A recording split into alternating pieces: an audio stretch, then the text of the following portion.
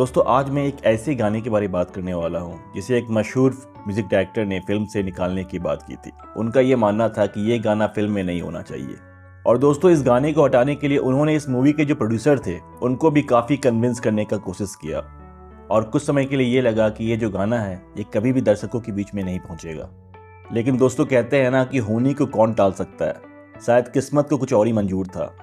ये गाना फिल्म में रहा और आज भी जब भी हम ये गाना को सुनते हैं तो मज़ा आ जाता है। दोस्तों हैरानी की बात यह है कि इस कहानी में बॉलीवुड के 3 बड़े दिग्गज जुड़े हुए हैं और वो थे सी रामाचंद्र, लता मंगेशकर और गीता दत्त।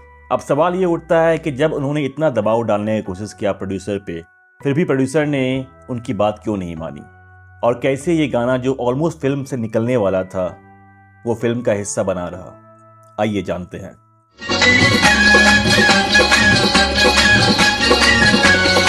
दोस्तों ये कहानी शुरू होती है साल 1953 में। फिल्मिस्तान स्टूडियो एक बहुत बड़ी मूवी बना रही थी जिस मूवी का नाम था अनारकली। इसके जो मेन कास्ट थे उसमें लीडिंग एक्टर में थे आपके प्रदीप कुमार और जो लीडिंग एक्ट्रेस थी वो थी बीना राय।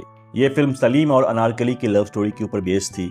बट दोस्तों हैरानी की बात ये थी कि जितना चर्चा इस फिल्म की हो रही थी उतनी ही चर्चा इस फिल्म के गाने की भी हो रही थी। अब दोस्तों मैं बताना चाहूँगा कि इस मूवी के जो म्यूजिक डायरेक्टर थे वो स्टार्टिंग से सी रामाचंद्र नहीं थे।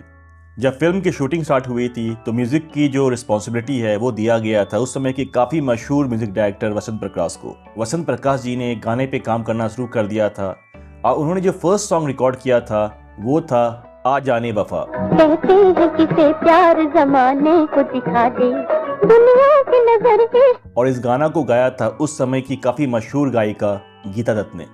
गाने का रिकॉर्डिंग पूरा हो गया था, सब कुछ ठीक चल रहा था, लेकिन अचानक से एक ऐसा कंडीशन आ गया, एक ऐसा सिचुएशन आ गया जिस वजह से सब कुछ बदल गया।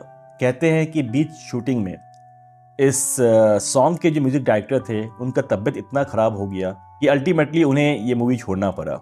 और जब उन्होंने ये प्रोजेक्ट छोड़ा तब सॉन्ग का जो जिम्मेदारी था तब जाकर आया आपका सी रामाचंद्र पे। अब दोस्तों सी रामाचंद्र का जो कोलैबोरेशन था वो लता मंगेशकर के साथ बहुत अच्छा था। उन्होंने एक से बढ़कर एक गाना गाया था लता मंगेशकर के साथ। तो उन्होंने प्रोड्यूसर साहब से कहा कि गीता दत्त ने जो भी गाना गाया है हम सारे गानों को हटा देते हैं, क्योंकि उस समय जनरली होता भी यही था कि यदि कोई भी आपका म्यूजिक डायरेक्टर होता है उनका कोई फर्स्ट प्रायोरिटी में कोई सिंगर होता है, जैसे कि वो लता मंगेशकर हो या कोई भी हो, तो वो चाह रहे थे कि सारा का सारा सॉन्ग जो है वो लता मंगेशकर ही गाए।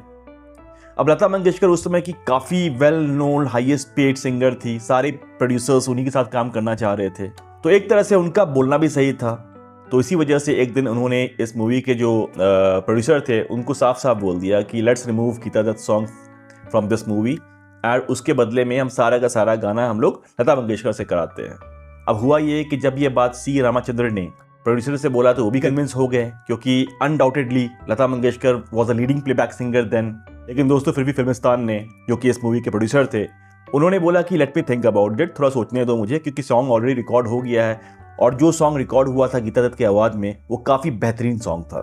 तब तक प्रोड्यूसर साहब ने ये बोला रामाचंद्र को कि एक काम करो आप, जब तक मैं सोचता हूँ इस सॉन्ग के बारे में तब तक आप लता मंगेशकर से बाकी सॉन्ग रिकॉर्ड करा लो। दोस्तों इस मूवी में लता मंगेशकर ने भी एक से बढ़कर एक गाना गाया था, पर जो 2 गाना उन्होंने गाया था वो लाजवाब गाना था और hence proved Lata Mangeshkar once again proved why she was known as nightingale of India. 2 गाना, जो पहला गाना उन्होंने गाया था वो था ये जिंदगी उसी की है,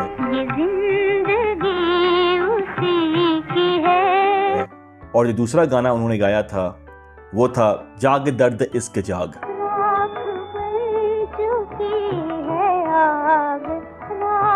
ये दोनों सॉन्ग इतना सुपरहिट हुआ कि क्या ही बोलूं। लेकिन दोस्तों इन दोनों गाने के अलावा जो थर्ड गाना जो कि एक सेंसेशन क्रिएट कर रहा था वो था गीता दत्त की आवाज़ में वही गाना जिसके बारे में मैंने बात किया, आ जाने वफा। वही गाना जो सी रामाचंद्र ने फिल्म से हटाने की कोशिश की थी। जब उन्होंने ये गाना को दोबारा से सुना तो उनको कहीं ना कहीं ये एहसास हुआ कि क्या मैं ये गाना हटाने का डिसीजन सही ले रहा हूँ, क्योंकि गाना उतना ही बुरा नहीं है। और इसके बाद वो फिर गए प्रोड्यूसर साहब के पास और उनसे बात किया कि आपने क्या सोचा है इसके बारे में, क्योंकि लता मंगेशकर ने तो सारा सॉन्ग रिकॉर्ड कर दिया है और एवरीवन वाज हैप्पी कि लता का आवाज़, ऑब्वियस सी बात है एक सॉन्ग तो अच्छा होना ही था, पर यहाँ पर लता के बीच में गीता दत्त ने ये प्रूफ कर दिया कि मैं भी डिजर्व करती हूँ, मतलब कि Lata ji is very nice पर मैं भी उतनी बुरी नहीं हूँ। तो दोस्तों कभी कभी ये होता है कि हम जल्दबाजी में कोई फैसला लेते हैं किसी सॉन्ग को हटाने के लिए, किसी मूवी में लीड एक्टर को हटाने के लिए। अब बाद में जब एहसास होता है कि क्या हम गलत कर रहे हैं, तो ये दूसरा जो कंसिडरेशन होता है, डबल थिंकिंग होता है, डबल काउंट होता है, उससे वो फिल्म को इतना बड़ा सक्सेस मिलता है कि क्या ही बोलूँ। नो डाउट कि इस मूवी में लता मंगेशकर का ये दोनों गाना जिसके बारे में मैंने बात किया वो सुपर डुपर हिट हुई थी, पर at the same time Geeta Dutt का एक ही गाना ने आउटलाइन कर दिया था लता जी का सॉन्ग्स को भी। तो कहने का मतलब यह है कि कंपेयर का बात नहीं है यहाँ पर गीता दत्त अपनी जगह और लता जी अपनी जगह। तो दोस्तों आपका क्या कहना है इसके बारे में कमेंट करके जरूर बताएं। आपको क्या लगता है कि क्या गीता दत्त का ये सॉन्ग आज जानी वफा को हटा देना चाहिए था? कमेंट में जरूर अपने ओपिनियन शेयर करें और ये भी बताइए कि क्या आपको इस कहानी के बारे में पता था पहले। और अगर मेरा ये वीडियो अच्छा लगा हो then please don't forget to like, share and subscribe. मैं मिलता हूँ जल्दी आपसे अपने नेक्स्ट वीडियो में।